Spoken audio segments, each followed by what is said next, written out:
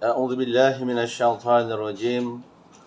بسم الله الرحمن الرحيم. الحمد لله رب العالمين والصلاة والسلام على أشرف الأنبياء والمرسلين وعلى آله وأصحابه أجمعين. رب اشرح لي صدري ويسر لي أمري واحلل عقدة من لساني يفقهوا قولي. ربي زدنا علما وارزقنا فهما. اللهم إياك نعبد وإياك نستعين. اهدنا الصراط المستقيم صراط الذين أنعمت عليهم غير المغضوب عليهم ولا الضالين. آمين. Assalamualaikum warahmatullahi wabarakatuh. Salam sejahtera, salam Jumaat, tazkirah Jumaat pada hari ini insya-Allah. Saya Ustaz Salih Najimin akan berkongsi ilmu kepada rakan-rakan yang berada di hadapan saya ini, kepada sahabat-sahabat dan kepada semua yang hebat-hebat yang berada di hadapan saya ini. Ketahuilah bahwa hidup kita di dunia Allah Subhanahu wa taala ini penuh dengan cabaran, penuh dengan dugaan, penuh dengan rintangan dan berbagai mihna yang kita akan lalui. Maka ingatlah bahwa Allah Subhanahu wa taala telah memberikan kita ini akal fikiran, kepada manusia ini akal fikiran. Allah telah mengurniakan kepada kita ilmu pengetahuan.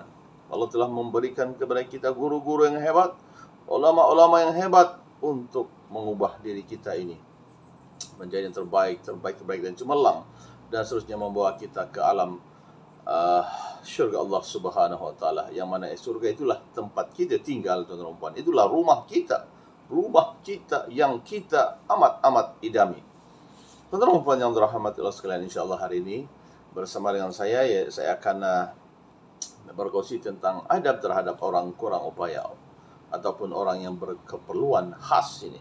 Tuan-tuan dan puan yang dirahmati Allah sekalian, dalam Islam, tuan-tuan dan puan, kita amat menekankan, kita amat menghormati, kita amat menghargai mereka yang sehat, yang merdeka ini, agar menghormati, menyayangi orang-orang yang berlainan upaya, yang kelainan upaya dengan kita ini.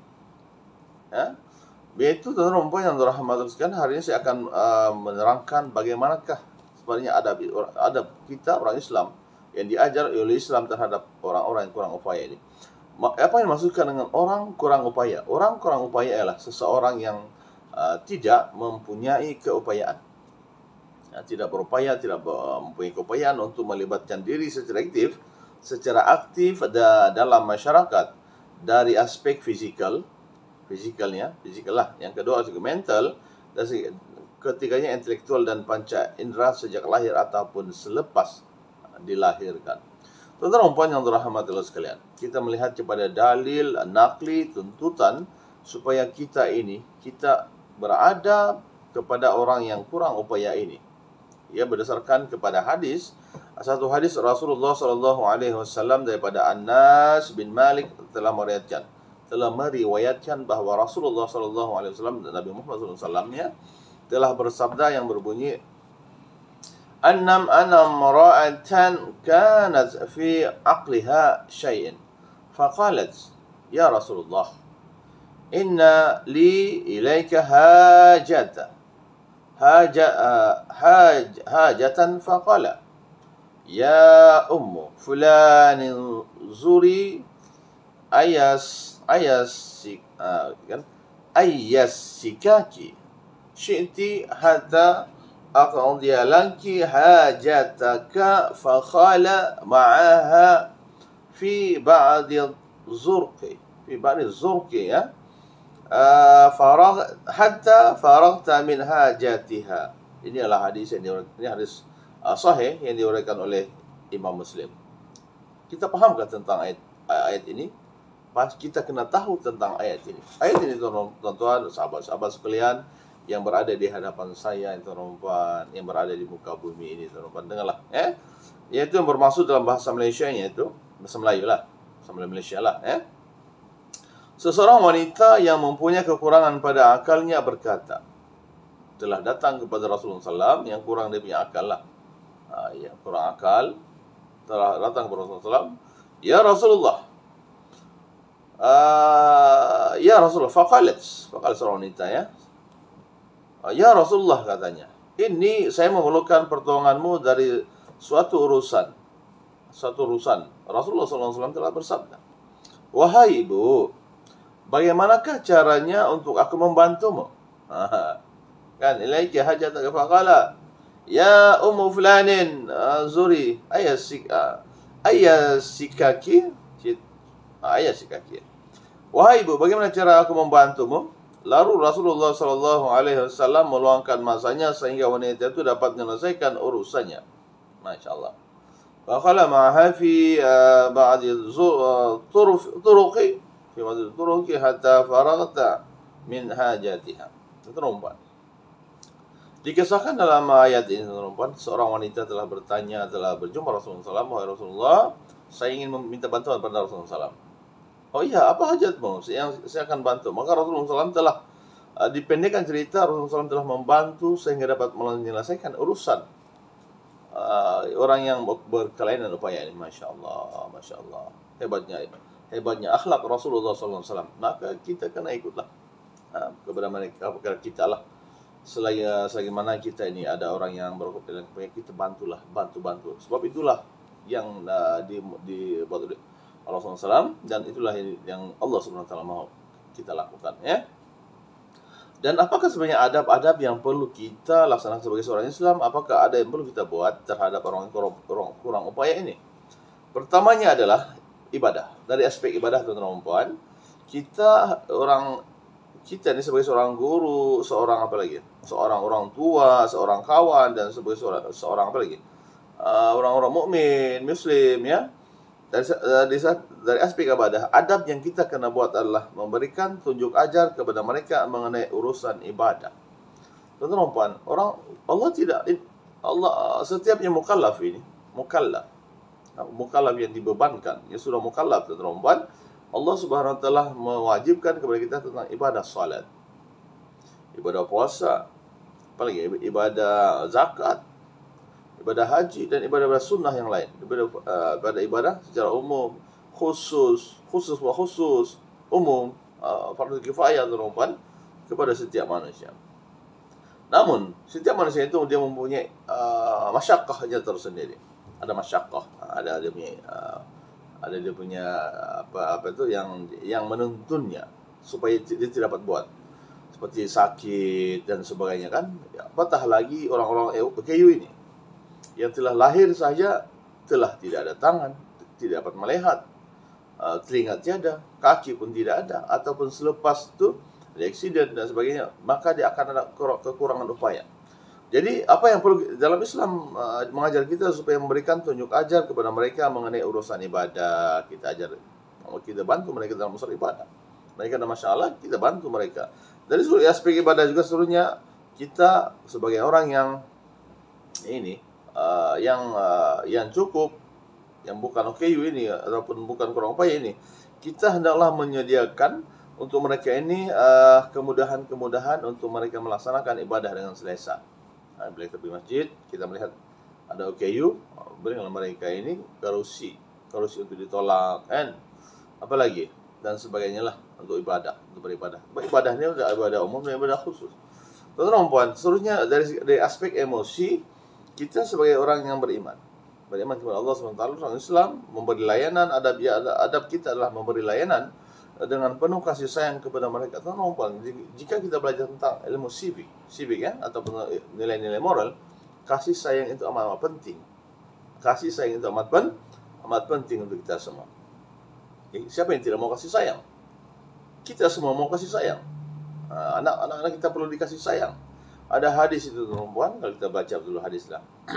Orang-orang tua ini hendaklah kita hormati, dan orang muda ini dikasihi. Itu hadis. Di hadisnya, maka kasihilah dan hormatilah. Kasihilah orang yang anak kecil ataupun yang muda ini, dan kasihilah apatah lagi orang-orang orang upaya ini.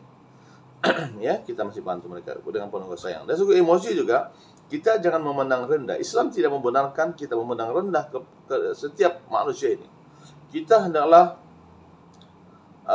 menghormati mereka, menyayangi mereka, menolong mereka, dan sebagainya. Itu yang Islam mau, perempuan yang dirahmati sekalian. Dan kita tidak dibenarkan mengejek atas kekurangan yang mereka ada. Anak-anak kita, kalau kita melihat, kalau pergi di sekolah kan, anak kita kebanyakannya masanya habis di sekolah. Dan sampai di sekolah itu dia akan dia akan hari Rabu mingguan, dia hari Sabtu Ahad ataupun cuti hujung mingguan, mereka akan bersama dengan rakan-rakan mereka. Lama mereka bersama dengan rakan-rakan mereka, dan kita melihat mereka ini ada mengejek tentang lakabun, gelar-gelar yang tidak baik kepada bapa, kepada mereka dan sebagainya, keturunan mereka, tuan-tuan. Masya Allah, itu semua perbuatan yang tak baik. Jadi kita ajar kepada anak mereka ini supaya jangan mengejek. Maka begitu juga dengan orang yang kurang upaya ini, janganlah mengejek anak-anak. Ataupun kita sebagai orang tua, janganlah kita mau mengejek pula orang lain, bukan kurang lain, Allah Akbar, ataupun kekurangan orang lain, itu tak boleh, Islam tak benarkan, Kemudian adab terhadap orang kurang upaya juga adalah dari segi fizikal, memastikan segala kemudahan asas yang disediakan untuk mereka tidak disalahguna. Tuan-tuan, kita melihat banyak pula tempat parking OKU diambil oleh orang-orang lain sebab tidak ada parking katanya. Kerusi disalahguna, ada orang yang dia merosakkannya di taman-taman untuk OKU, dia rosakkan, nauzubillah lah. Islam tidak benarkan semua itu. Islam mau yang memudahkan orang-orang yang OKU ini, menyediakan kemudahan asas lah yang kita mampu. Dan seterusnya adalah menyediakan ruang dan peluang yang sesuai kepada mereka, sesuai dengan keperluan mereka. Ini tuan-tuan jurang pun memerlukan makanan, maka bantulah. Kalau untuk bekerja, bantulah mereka ini. Itulah yang sepatutnya kita akan lakukan. Islam yang suruh. Jadi kita akan melihat kepada hikmah ataupun kebaikan-kebaikan apabila kita membantu mengamalkan adab. Orang Islam mengamalkan adab terhadap orang yang kurang upaya ini, yaitu hikmah beradab terhadap orang kurang upaya. Yang pertama adalah memudahkan orang kurang upaya melaksanakan urusan seharian. Apabila mereka pergi ke jabatan kerajaan untuk urusan-urusan kan, maka kita mohonlah supaya dia dibantu. Dibantulah tempat duduk, disegerakan. Begitu juga dengan orang-orang tua, segerakan urusan dia. Penat tu berdiri kan?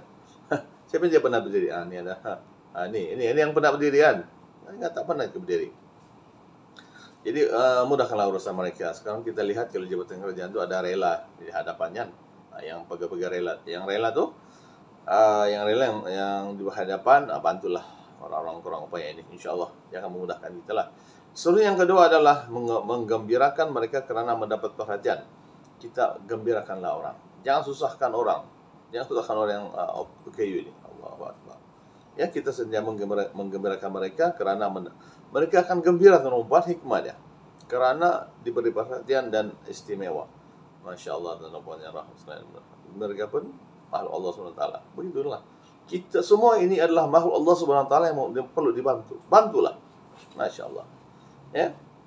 Kemudian yang ketiga adalah melahirkan rasa syukur atas nikmat fizikal dan mental yang sempurna. Tuan-tuan, kita ini sebagai manusia, kita kena jaga diri kita sendiri. Tidak ada orang yang akan menjaga diri Anda. Anda. Yang menjaga diri Anda adalah Anda sendiri. Tidak ada orang lain.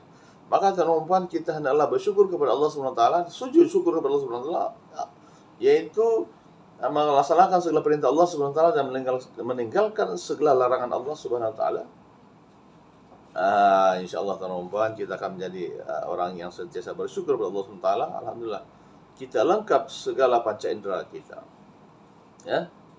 Hendaklah kita bersyukur kepada Allah SWT.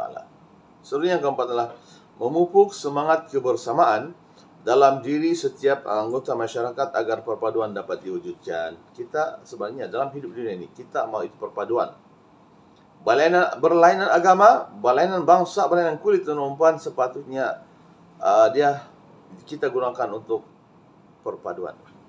Allah beritahu bahawa aku ciptakan kamu ini berbilang-bilang kaum, berlainan kulit dan bangsa, supaya kamu semua ini bersatu padu, berkenal-kenalan, kata Allah Subhanahu wa taala. Masyaallah. Hebatnya Islam, tuan-tuan.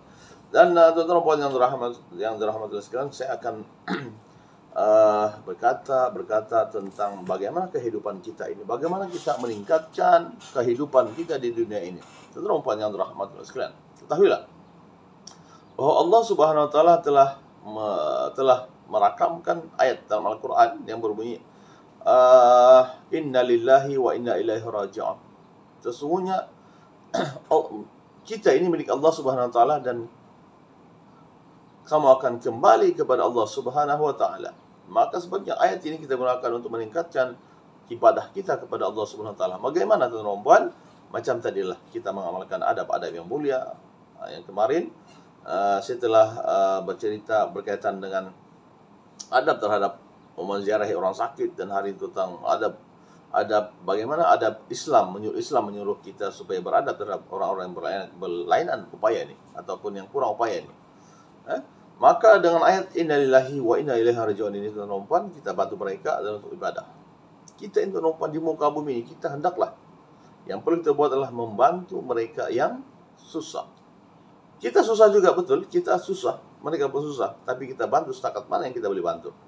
Itulah konsep inna lillahi wa inna ilaihi raji'un. Maka kita akan jadi manusia yang hebat di sisi Allah Subhanahu wa taala. Bantulah ya Allah, saya akan bantu mereka ini, Allah, karena Engkau ya Allah. Kan kita akan kembali kepada Allah Subhanahu wa taala. Kita berada di dunia. Kita ada 5 alam. Alam rahim sudah limpas, sudah kita lalui. Alam roh sudah lalui, alam rahim sudah lalui. Sekarang alam dunia. Dan ramai di kalangan kita ini sudah berada di alam barzakh, dan kemudian berada di alam akhirah, dan alam akhirah ini termasuklah syurga dan neraka dan sebagainya, dan seterusnya selepas hari kiamat itu. Tuan-tuan, kita kenapa tahu bahwa kita ini kan kembali kepada Allah SWT. Yang kedua, yang sebetulnya perlu kita ketahui ialah kita, tuan-tuan yang dirahmati sekalian, kita ini diajar, orang Islam diajar tentang akidah. La ilaha illallah Muhammadar Rasulullah. Tuhan kita Allah SWT, dan kita ikutilah segala yang diajar oleh Rasulullah SAW. Sebab itulah kerja para nabi dan para rasul, yaitu supaya menyembah Allah SWT, kembali kepada Allah SWT. Maka kita sebagai orang Islam, apa yang kita kena buat adalah kembali kepada Allah Subhanahu wa taala dengan memperlukan kepada Al-Quran dan As-Sunnah. Ahli Sunnah wal Jamaah, itulah yang sebenarnya. Yang ketiga, tuan-tuan, ya Allah, dalam surah Ar-Ra'd, Allah Subhanahu wa taala memberikan kepada kita ayat yang amat hebat. Daripada ayat 1, 2, 3, 4, 5, 8, 9, 10 dan kita sampai kepada ayat innallaha la yughayyiru biqaumin hatta yughayyiru ma bi anfusikum. Hatta yughayyiru ma bi anfusikum. Disambung lagi ayat seterusnya itu. Maka Allah SWT beritahu di sini bahawa wahai orang beriman, ya ayyuhalladzina amanu, wahai orang beriman, sesungguhnya Allah SWT tidak mengubah sesuatu kaum itu. Kaum itu ialah manusia. Jadi dia kan manusia, dia kan dengan jin atau perempuan. Maka apa yang kita buat adalah kita hendak merubah diri kita ini. Allah tidak akan merubah sesuatu kehidupan kamu daripada miskin kepada kaya, daripada kaya menjadi cemerlang, daripada asy kepada surga Allah SWT. Melainkan engkau sendiri yang mengubah diri kamu. Untuk mengubah diri kita, dia memerlukan kepada yang pertamanya adalah akidah Islam, akidah Allah, la ilaha illallah Muhammadur Rasulullah. Yang kedua, ubahlah dengan ilmu yang ada. Ketiga, kuasai kemahiran, dan keempat adalah tentang nilai-nilai moral, nilai civic, peraturan. Kita patuh pada peraturan, kita patuh kepada apa-apa yang ada. Masya Allah. Yang kita pada yang ditetapkan oleh Islam, oleh syarak. InsyaAllah kita akan menjadi dunia akhirat. Dan fungsi kita, teman-teman, jika kita berada dalam institusi kerajaan ataupun swasta, kita ketahui apa kita punya tugasan. Tugas kita adalah membimbing orang, mengajak orang. Maka ketahuilah, beritahulah kepada mereka, saya sedang mengubah diri saya ini menjadi seorang apa, supaya saya boleh bimbing kamu dengan bagus. Itu yang kita kena bawa seterusnya. Saya sebagai seorang guru misalnya, saya akan bimbing anak murid saya supaya mereka menjadi lebih bagus. Mengingat tentang itulah yang kita mengajar mereka menjadi lebih bagus. Dan jangan, untuk merubah diri kita mesti ada ilmu, kemahiran dan sebagainya untuk menganalisis dan sebagainya. Bila kita sudah tahu isu, ada analisis, kita selesaikan dengan berdasarkan kepada jalan yang telah ditentukan. Kalau boleh, kalau jalan itu biasanya orang ambil jalan daripada A sampai Z, kita ambillah untuk menyelesaikan suatu isu, kita coba kurangkan itu jalan itu kepada A sampai D, E, selesai isu dah. Itu namanya inovasi ataupun intervensi yang ada. InsyaAllah kita akan berjaya, insyaAllah. Jadi saya rasa itu saja. Aqulu qouli hadza wa astaghfirullahal azim li wa lakum wa lisa'il muslimin muslimat wa minna wa birahmatil rahmin wa billahi taufiq wal hidayah. Assalamualaikum warahmatullahi wabarakatuh, dan jumpa lagi insyaallah. Sekian, terima kasih.